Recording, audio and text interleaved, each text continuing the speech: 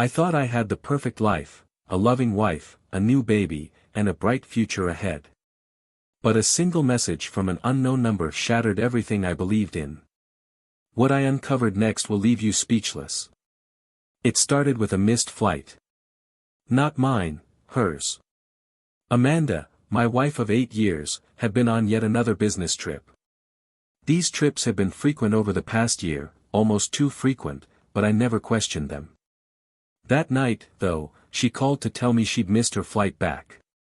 Her voice was calm, even apologetic, explaining that she'd have to stay an extra night in Boston. "Can't believe I missed it," she said, a slight chuckle masking the tension. "Don't wait up for me, okay?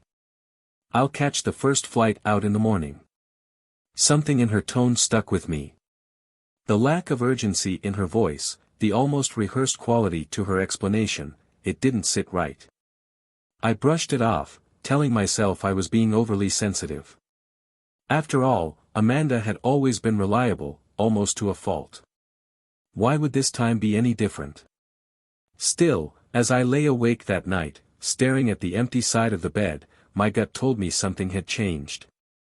The next morning, Amanda arrived home early, looking unusually composed for someone who'd spent the night in an airport hotel, or so she claimed. She kissed me on the cheek, dropped her bag in the hallway, and went straight to the shower without much conversation. Normally, she'd complain about the flight or mention something funny that happened on the trip. This time, nothing. I couldn't help but notice how quickly she put her phone on the bathroom counter before closing the door. Face down.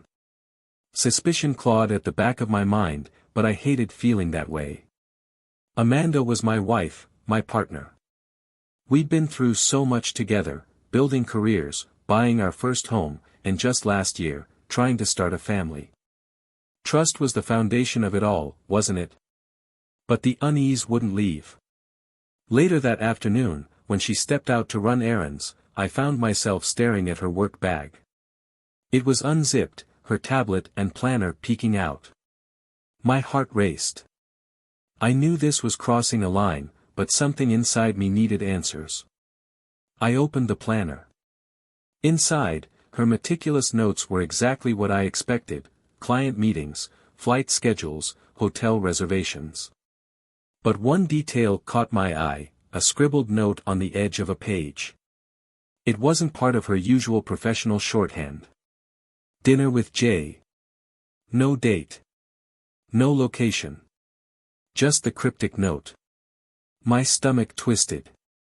Amanda had never mentioned anyone with a name starting with J. It wasn't proof of anything, I told myself. But it planted a seed of doubt that was growing fast. That night, Amanda was quieter than usual. She spent most of the evening glued to her phone, occasionally smiling at messages but offering little explanation when I asked what was so amusing. "Oh, just work stuff," she replied, her voice light but evasive. I let it slide, but my mind kept circling back to that note, dinner with Jay. Who was Jay? A colleague? A client? Or was it someone else entirely? The opportunity to dig deeper came sooner than expected. Amanda had barely fallen asleep when her phone buzzed on the nightstand. I glanced over, heart pounding, and saw the notification light blinking insistently. She stirred but didn't wake. My fingers trembled as I reached for the phone, flipping it over just enough to see the screen. A name glared back at me, Jared. The message preview read, "Last night was amazing. Can't wait to see you again." My stomach dropped. It felt like the air had been sucked out of the room. For a moment, I sat frozen, staring at the phone as if it might erase the message. My mind raced with excuses. Maybe it wasn't what it seemed. Maybe it was innocent. Maybe Jared was a friend, and this was a misunderstanding. But deep down, I already knew. I put the phone back exactly as it was and spent the rest of the night staring at the ceiling, my thoughts a hurricane of confusion and dread. Who was Jared, and why hadn't I heard about him before? By morning, I had made up my mind. I couldn't let this go unanswered. Hey, I said casually over breakfast, trying to sound neutral. Who's Jared? The shift in her demeanor was instant. Her hand froze mid-reach for her coffee mug, and her eyes widened for a fraction of a second before narrowing. Jared, she echoed, feigning confusion. Oh, just someone from work. Why do you ask? Just curious, I said, forcing a smile. You've never mentioned him before. Her response was too quick, too rehearsed. There's nothing to mention. He's part of the Boston team. We worked on a pitch together last week. She was lying. I could feel it in my bones. But I didn't press further. Not yet. I needed more. The tension in the air from that morning's conversation hadn't dissipated by the time Amanda came home from work. I was still replaying her reaction to my question about Jared, the way her voice had shifted, the quickness of her reply. But when she walked through the door that evening, something was different. She looked radiant, glowing, even, and for a second, I questioned all the doubts and paranoia that had consumed me over the past few days. Ethan, she said softly, dropping her bag by the door and walking straight toward me. What's up? I asked, trying to keep my tone neutral. Her eyes glistened with tears, not the kind that signaled sadness but something else entirely. She took my hands in hers, her grip firm and trembling at the same time. I have something to tell you, she said, her voice shaking with emotion. I braced myself, the knot in my stomach tightening. Was this it? The confession? I'm pregnant. Her words hit me like a tidal wave. For a moment, the world stood still. Pregnant? I repeated, my voice barely above a whisper. She nodded, her smile breaking through the tears. I found out this morning. I wanted to tell you as soon as I got home. My heart raced as a flood of emotions surged through me, shock, joy, disbelief, and, for a fleeting moment, confusion. The doubts that had been gnawing at me all week dissolved under the weight of this revelation. A baby. Our baby. I pulled her into an embrace, holding her tightly. This is incredible, I said, my voice thick with emotion. I can't believe it. Neither can I, she murmured against my chest. For the rest of the night, everything else faded into the background. Jared, the message, the note in her planner, they all seemed trivial compared to the life-altering news she had just shared. Amanda was pregnant, and for the first time in days, I felt something close to hope. We spent the evening talking about the future, names, nursery ideas, how we'd tell our families. The joy in her eyes seemed so genuine, so real, that I couldn't bring myself to dwell on the nagging doubts that lingered just beneath the surface. For now, I let myself believe in us again. But deep down, a voice whispered, don't forget what you saw. The days that followed Amanda's announcement were surreal. We were having a baby, and for a while, that joy eclipsed everything else. The doubts, the late-night message, even Jared's name, they all seemed to shrink in the face of this new chapter we were embarking on. But as the initial excitement settled, those lingering questions began creeping back. Who was Jared, really? Why had he texted her something so intimate? I couldn't shake the feeling that there was more to the story, and it gnawed at me, even as I tried to focus on Amanda and the baby. Finally, one evening, as we were winding down for bed, I decided I couldn't hold it in any longer. Amanda, I began, my voice steady but firm, I need to ask you something. She looked up from her book, her face calm but slightly wary. What is it? I hesitated, searching for the right words. That guy. Jared. The one who texted you the other night. Who is he, really? Her expression didn't falter, but she closed her book and set it aside, taking a deep breath. Ethan, I already told you. He's someone from work. I know, I said, trying to keep my tone neutral. But his message, it didn't seem like just work. For a moment, she looked caught off guard, but then she nodded, as if she'd been expecting this. Okay, she said, her voice calm but measured. "I'm going to be honest with you because you deserve that." My heart pounded as I braced myself. "Jared is complicated," she began, her gaze steady on mine. "He's a colleague I've worked with for a while, and yes, he's developed feelings for me." My stomach tightened. "But," she continued quickly, "I don't feel the same way. I've never encouraged him, Ethan. I've told him I'm married and that I love you. He knows where I stand." Her words hung in the air, and for a moment, I wasn't sure how to respond. "Why didn't you tell me before?" I finally asked. "Because it's embarrassing," she admitted, her voice soft. "I didn't want you to worry about something that isn't an issue. I've handled it at work, and I didn't think it was worth bringing into our relationship." I studied her face, searching for any hint of deception. But her eyes were clear, her tone sincere. "So, that's it?" I asked, my voice wavering slightly. "That's it," she said firmly, reaching for my hand. "There's nothing going on, Ethan. I promise you." A wave of relief washed over me. I exhaled deeply, realizing I'd been holding my breath. "Okay," I said, squeezing her hand. "I believe you." She smiled, leaning in to kiss me gently on the forehead. "I love you," she whispered. "I love you too," I replied, feeling the tension drain from my body. For the first time in days, I felt like I could finally let go of the doubts. Amanda had been honest with me, and the explanation made sense. Jared was a distraction, nothing more. But as I lay in bed that night, staring at the ceiling, a small voice whispered in the back of my mind, "What if there's still more you don't know?" Time seemed to fly by after Amanda's pregnancy announcement. The first few months were filled with doctor's appointments, nursery planning, and the slow transformation of our home into a baby-ready haven. Amanda's health became the priority, and when complications started to arise, fatigue, frequent dizzy spells, and some worrying blood pressure readings, we both agreed it was best for her to go on maternity leave earlier than planned. Her company was incredibly supportive. They understood the situation and decided to make her transition a celebration rather than a quiet exit.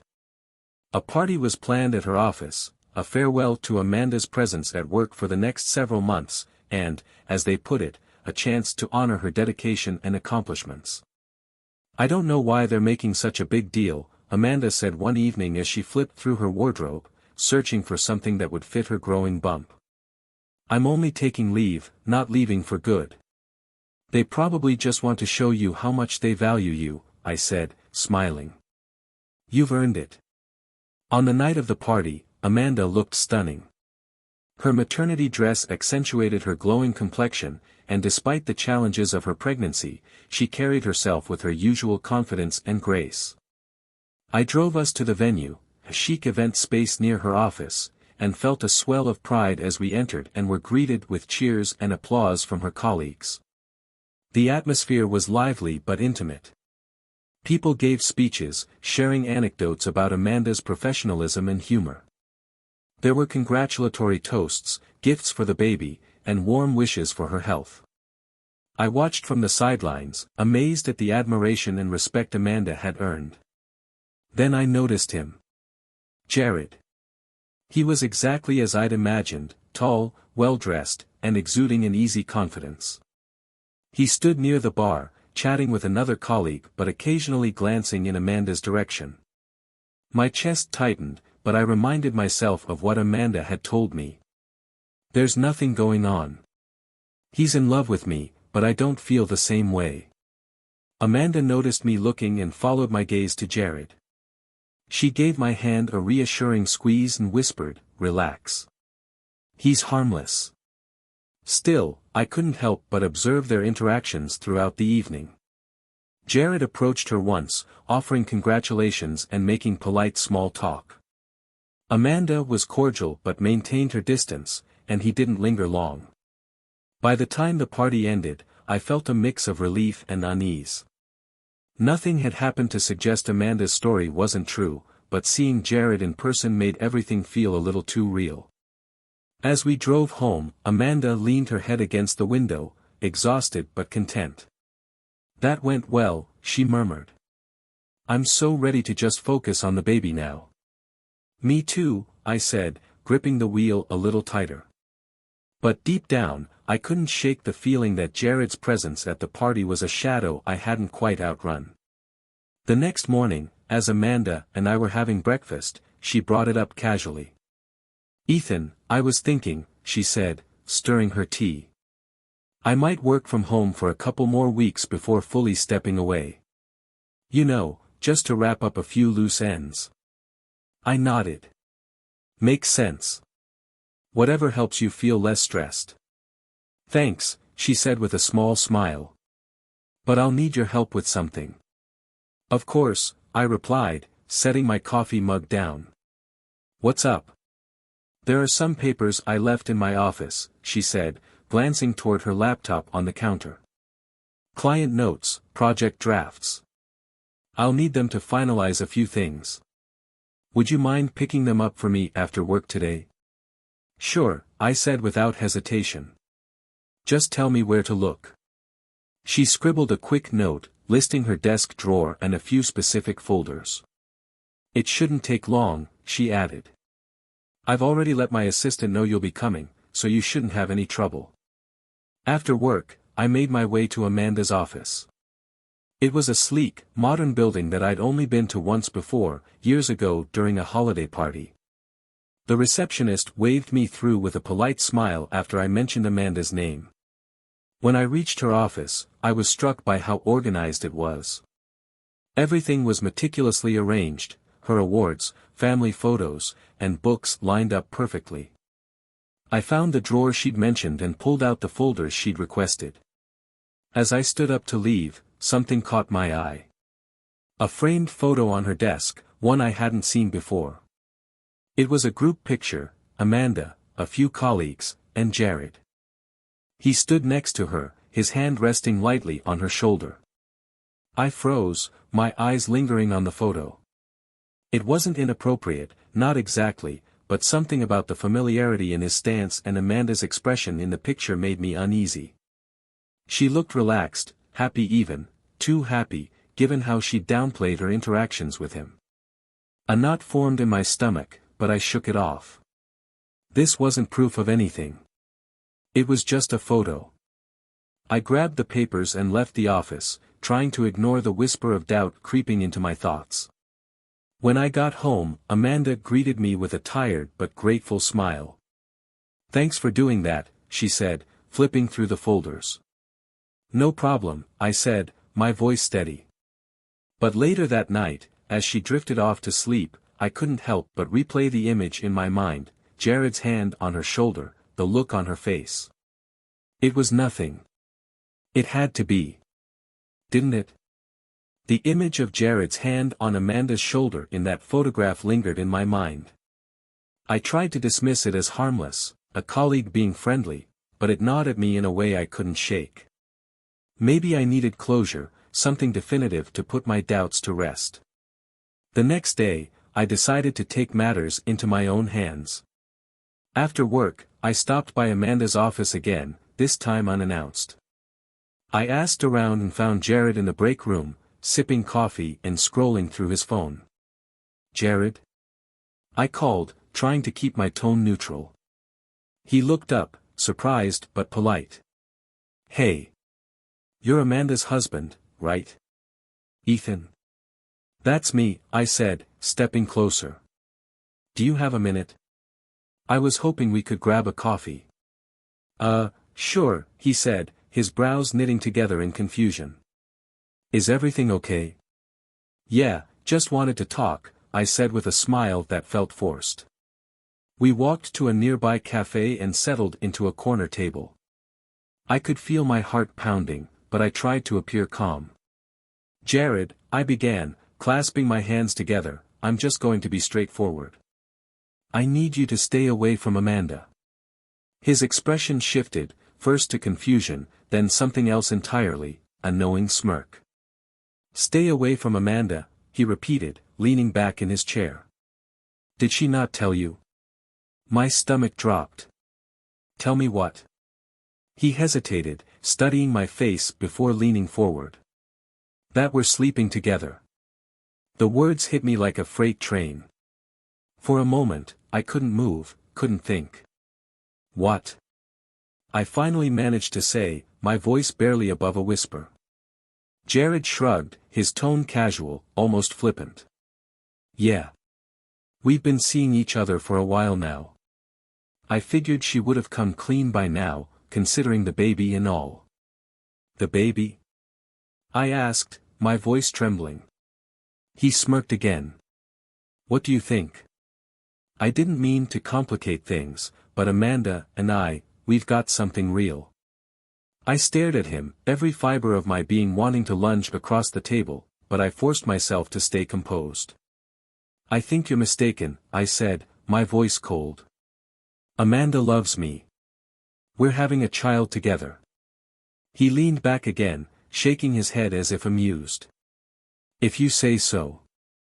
I finished my coffee in silence, my hands trembling as I placed the mug down. Standing up, I looked Jared square in the eye. Stay out of our lives. Without waiting for a response, I walked out of the cafe, my mind racing. When I got home, Amanda was sitting on the couch, scrolling through her phone. She looked up and smiled. Hey, how was your day? I didn't respond immediately. Instead, I sat down across from her, my heart pounding. We need to talk, I said. Her smile faltered. About what? I took a deep breath, steadying myself for what was about to come next. I sat across from Amanda, my heart pounding as her calm demeanor only fueled my confusion and anger. The words Jared had said replayed in my mind, threatening to choke me. I met Jared today, I began, my voice even but cold. Amanda blinked, setting her phone down on the coffee table. You did? Yes, I said, staring directly at her. And he told me something. Something insane. She tilted her head slightly, curiosity flickering across her face. What did he say? He told me that you're sleeping with him. That you're dating him. And, that the baby is his. For a moment, there was silence. Then, to my shock, Amanda burst into laughter. Seriously, she said between giggles. Ethan, come on. You actually believe that guy? I stared at her, my jaw tightening. I don't know what to believe. That's why I'm asking you. She reached out to touch my hand, her laughter fading into a gentle smile. Ethan, listen to me. Jared is obsessed. He's been like this for months. I've told him over and over that I'm not interested, but he just doesn't get it. Obsessed? I repeated, pulling my hand away. Yes, she said firmly. I told you before, he's in love with me. And now, it sounds like he's so desperate he's making up stories to drive a wedge between us. I shook my head, the knot in my chest refusing to loosen. Amanda, this isn't just a story. He was confident, almost smug. He acted like this was the truth. She sighed, leaning back on the couch. Of course he was. He'll say anything to get you to doubt me. That's what he wants, Ethan. For us to fall apart so he can swoop in and play the hero. I looked at her, searching her eyes for any sign of deception, any crack in her story. But her expression was calm, even tender. Really? I asked, my voice soft but desperate. Can I trust you? She leaned forward, her hands cupping mine. Yes, you can trust me. I love you, Ethan. I chose you. This guy, he's losing his head over something that was never there to begin with. Her words were reassuring, but the seed of doubt remained, buried deep in my gut. I wanted to believe her, to let her laugh and explanations wash away the fear Jared had planted. But something didn't sit right. Okay, I said finally, pulling my hands away and standing up. I need some air. Amanda watched me, her brows furrowing slightly. Ethan. I'll be back, I said, grabbing my jacket and heading for the door. As I stepped outside into the cool night air, my mind swirled with conflicting emotions. Was Amanda telling the truth, or was Jared? And how much longer could I live with this uncertainty? I was halfway through my workday, drowning in spreadsheets, when my phone buzzed with a new message from an unknown number. The text had no words, just an attachment. I opened it without much thought, and my heart stopped. It was a photo of Amanda and Jared, standing close, their arms wrapped tightly around each other. His hand rested on her waist, and her head leaned slightly toward his shoulder. They looked intimate, comfortable in a way that sent my stomach plummeting. I jumped up from my desk, my chair screeching against the floor. My pulse raced as I stared at the screen, hoping I was seeing things wrong. But no matter how many times I looked, the image stayed the same. My head spun. Who sent this? Why now? And most importantly, was it real? I left work early, unable to focus on anything else. By the time I got home, Amanda was in the kitchen, chopping vegetables for dinner. "Hey," she greeted me with a smile. "You're home early." I didn't respond. I pulled out my phone, opened the photo, and slid it across the counter toward her. "What is this?" Her smile vanished. She picked up the phone, staring at the image for a long moment before setting it down. "All I can tell you," she said firmly, "is that it's Photoshop. And not even the best quality." I grabbed the phone and looked at the picture again, my eyes scanning every detail, the shadows, the lighting, the expressions on their faces. "It seems pretty good quality to me," I said, my voice low and strained. Amanda sighed, crossing her arms. "Ethan, can you finally believe me that there is nothing between me and Jared? And there can't be." Her voice rose slightly, frustration creeping in. "This is starting to anger me. These constant suspicions, where is this coming from? Where is it coming from?" I repeated, staring at her in disbelief. "Amanda, I'm getting messages like this from unknown numbers. Jared tells me outright that he's sleeping with you, and now this?" Her jaw tightened, and her gaze didn't waver. "He's trying to ruin us, Ethan. That's what's happening. And if you let him, he's going to succeed." I stepped back, rubbing my temples as her words sunk in. Was I letting Jared manipulate me? Or was I ignoring the truth staring me in the face? "Stop," Amanda said, her voice softening. "You're tearing yourself apart over something that isn't real. Trust me. Please." Her plea hung heavy in the air, but I couldn't bring myself to respond. Instead, I nodded stiffly and walked away, the weight of the photo still pressing on my chest. In my heart, I wanted to believe her. But in my mind, the questions wouldn't stop. The weeks leading up to Amanda's due date were tense, but the moment I got the call from the hospital, everything else faded into the background. She had gone into labor earlier than expected, and I rushed to the maternity ward, my heart pounding with a mix of anticipation and nervous energy. When I arrived, Amanda was already in the delivery room. The staff ushered me in quickly, and the next few hours were a blur of encouragement, worry, and Amanda's incredible determination. Finally, after what felt like an eternity, the sound of a newborn's cries filled the room. My heart swelled as the nurse held up a tiny baby wrapped in a white blanket. "Congratulations," the doctor said with a warm smile. "It's a boy." Tears blurred my vision as the nurse placed him in Amanda's arms. She looked exhausted but radiant, her face glowing with joy as she gazed down at our son. "Ethan," she whispered, her voice thick with emotion. "Meet your son." I leaned closer, my hand trembling as I stroked the baby's soft cheek. He was perfect, tiny fingers, a button nose, and a tuft of dark hair that reminded me of Amanda. A few moments later, the nurse gently lifted him from Amanda's arms and handed him to me. The weight of him in my hands, so light yet so significant, took my breath away. "Hi, buddy," I whispered, my voice cracking. "I'm your dad." For the first time in months, I felt peace, a pure, unfiltered happiness that drowned out all the doubts and fears I'd been carrying. At that moment, nothing else mattered but the tiny life we'd brought into the world. The next day, Amanda and the baby were discharged. I carried him out of the hospital, Amanda walking beside me, both of us beaming.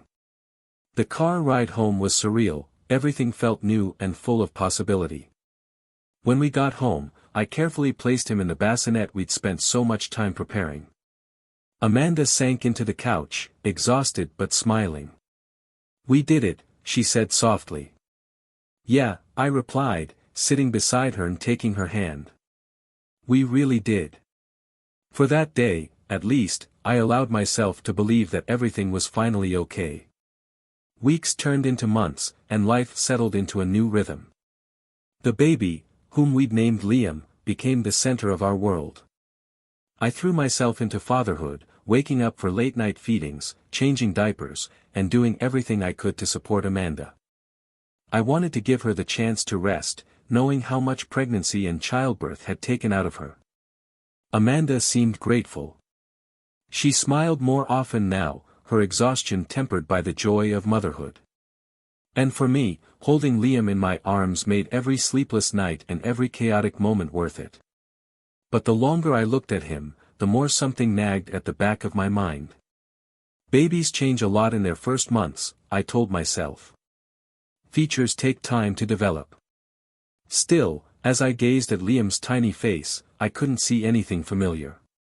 His nose, his eyes, even his hair, it didn't remind me of myself or Amanda. "You don't see it?" Amanda asked one day as I fed Liam his bottle, her voice playful. "See what?" I replied, glancing up. "The resemblance," she said, smiling. "He has your serious expression." I chuckled, brushing it off. "Maybe," I said, though the doubt lingered. As the weeks went on, the thought crept in more often. I'd catch myself staring at Liam while he slept, trying to find something, anything, that tied him to me. His nose? No. His chin? Not really. "Babies change," I muttered to myself late one night as I rocked him back to sleep. "It'll show eventually." Still, the thought settled deep in my gut, a tiny weight I couldn't shake no matter how much I tried. But I didn't dare say anything to Amanda. Not yet. Not when things finally felt normal, peaceful even. I told myself I was overthinking, that I was letting old fears cloud my judgment. Surely, with time, all of this would make sense. Wouldn't it? The doubts had been gnawing at me for weeks. No matter how much I tried to brush them off, they kept coming back, louder and harder to ignore. Every time I held Liam, every time I looked into his big, curious eyes, a voice whispered in the back of my mind, what if? It wasn't that I didn't love him. I adored him. But the lack of resemblance between us, combined with everything that had happened with Jared, refused to leave me in peace. One night, after Amanda and Liam had gone to bed, I sat alone in the living room, staring at the baby monitor. The guilt weighed heavily on me as I wrestled with the decision I'd been avoiding for weeks. You shouldn't do this, I thought. It's a betrayal of trust. But then Jared's words echoed in my mind, and I felt a chill run through me. What if I was ignoring the truth? What if I was living a lie? My hands trembled as I searched online for a clinic that could perform a paternity test. The process was simple: collect DNA samples from myself and Liam, send them in, and wait. I hated the thought of doing this in secret, but I couldn't bring myself to confront Amanda, not without proof. The next morning, when Amanda went out to run errands, I made my move. I carefully swabbed Liam's cheek while he gurgled happily, oblivious to my inner turmoil. My chest tightened as I took my own sample, sealing both swabs in the kit provided by the clinic. That afternoon, I dropped the package off at the clinic. The receptionist barely glanced at me as I handed over the envelope, but I felt exposed, like everyone in the room could see my shame. Results will be available in about a week, the receptionist said with a polite smile. I nodded, unable to speak. As I walked back to my car, my stomach churned with guilt and fear. What am I doing? I thought, gripping the steering wheel tightly. What if I find out something I don't want to know? But deep down, I also knew I wouldn't be able to move forward without answers. Now, all I could do was wait. The email arrived late in the afternoon, but I couldn't bring myself to open it right away. All day, I felt its weight pressing on me like a physical burden. Amanda noticed my distracted demeanor over dinner but didn't say anything, likely chalking it up to work stress or exhaustion. When Liam was finally asleep and Amanda had gone to bed, I sat alone in the living room, the glow of my laptop illuminating the room. My hands hovered over the trackpad as I stared at the unopened email, my heart pounding so hard it felt like it might burst out of my chest. I took a deep breath, trying to steady myself. No matter what it says, you'll deal with it, I told myself. You owe Liam that much. I clicked the email. The message loaded quickly, the words jumping out at me. My eyes scanned the document, skipping past the formalities to the only section that mattered. Probability of paternity, 0%. The room spun. My stomach dropped, and for a moment, I couldn't breathe. I read it again. And again. But the result didn't change. Liam wasn't mine. The document might as well have been shouting it at me. The son I'd been holding, loving, and caring for, the baby I had thought was my own flesh and blood, wasn't biologically mine. I sat there for what felt like an eternity, staring at the screen, my mind racing with emotions. Shock. Betrayal. Sadness. Anger. And then, the questions began flooding in. Did Amanda know? Was Jared really the father? Or was it someone else? How long has she been lying to me? Tears blurred my vision as I closed the laptop and leaned back in my chair. I didn't know what to do, where to go, or even how to feel. All I knew was that everything had changed. Amanda's voice broke the silence from the bedroom. Ethan, are you coming to bed? I wiped my face quickly, my voice cracking as I called back, in a minute. But I knew that when I finally joined her, there would be no sleep for me that night. The truth I'd uncovered would haunt me until I decided what to do next. Morning came far too quickly. I hadn't slept at all, my mind replaying the DNA results over and over. By the time the sun rose, my exhaustion had turned into a simmering rage. Amanda was in the kitchen when I walked in, humming softly as she prepared coffee. The sight of her, acting as though everything was normal, made my blood boil. We need to talk, I said, my voice cold and sharp. She turned to me, surprised by my tone. What's wrong? I didn't hesitate. By this evening, I want all your things packed and out of this house. Take your offspring with you, too. Her face went pale. The mug in her hand trembled as she set it on the counter. Ethan, what are you talking about? What's going on? Don't play, Amanda, I snapped, my voice rising. You know exactly what's going on. She took a step toward me, her legs shaky. Ethan, I don't understand. How can you say that? How can you do this to me, to our son? At the mention of Liam, something inside me snapped. He's not my son. I shouted, the words echoing off the kitchen walls. Amanda staggered back, her hand covering her mouth as tears welled up in her eyes. Ethan, no, you've got it wrong. Please, let me explain. There's nothing to explain. I yelled, my chest heaving. You've lied to me for months, years maybe. You think I don't know? I did a DNA test, Amanda. The proof is right there. Liam isn't mine. She collapsed into a chair, her face buried in her hands, sobbing. Ethan, please, you don't understand. I never meant. I don't care what you meant. I roared, slamming my hand on the table. You packed your things and left this house by tonight. Do you understand? Or how many more times do I have to say it? Her cries grew louder, but I didn't waver. "We'll meet in court, darling," I added with venom before grabbing my bag and heading for the door. I didn't look back as I left for work, her sobs echoing faintly in my ears.